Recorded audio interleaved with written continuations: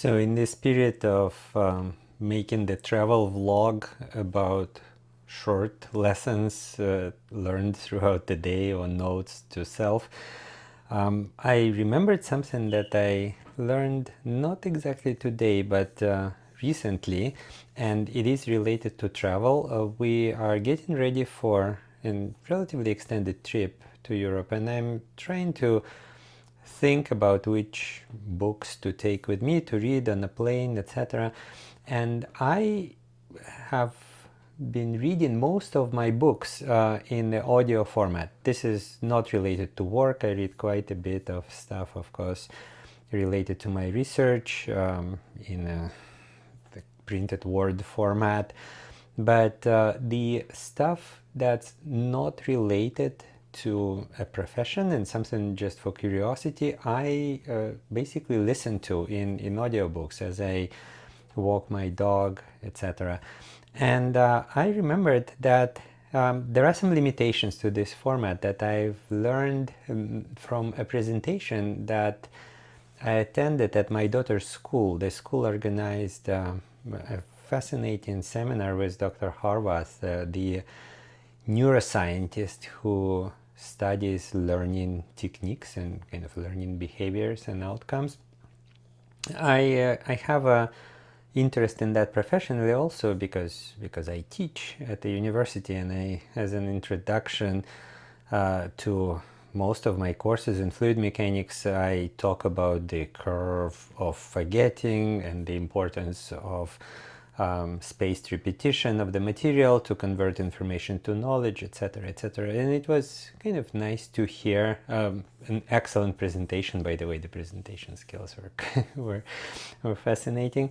But one of the things that Dr. Harvaz pointed out is that a physical book has some advantages over either audio or an e-book in terms of its physical format.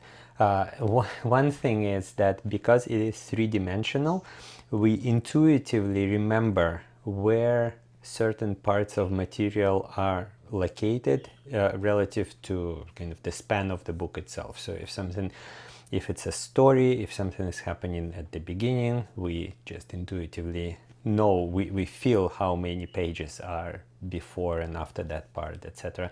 And that is a memory aid, and it's a reference point for recalling the information afterwards. That is something that's missing in a tablet, for example, or just an ebook. It's certainly missing in an audiobook, and it's an interesting thing that some people they associate parts of an audiobook to specific locations where they were while they were listening to it. Well, to me, it's not really applicable. I mostly listen to my books in the gym or just while walking with my puppy, who is right here, by the way. And that's fine. I think I just accept that limitation because on the balance of pluses and minuses, I still like audiobooks a lot. Well, first of all, for travel, either an ebook or an audiobook, just portability instead of carrying a physical thing that takes space and it weighs you down. Just everything is on my phone and is duplicated on a tablet if I'm a little bit more comfortable. Audiobooks also, I'm pretty sure if it would not be for audio, which I can do simultaneously with other things like walking, I wouldn't have read as many books outside of my work as I do. So it really does enable kind of accumulation of knowledge outside of my immediate field, and I'm glad that I have that. So yes, I realize the limitations. It's very nice to have a book to kind of flip through, smell the pages, the glue, the kind of see the font and also all the patina, the marks of previous uses. I realize the value of that.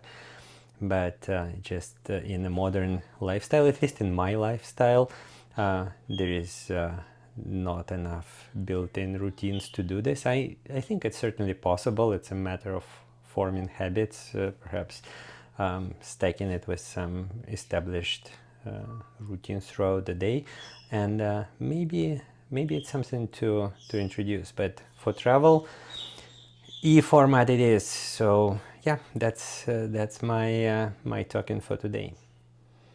As I was recording this blurb about physical books, I thought about which book actually is a good example of a physical one that perhaps would not work very well in an electronic format. And I recalled this about, well, almost a year ago now,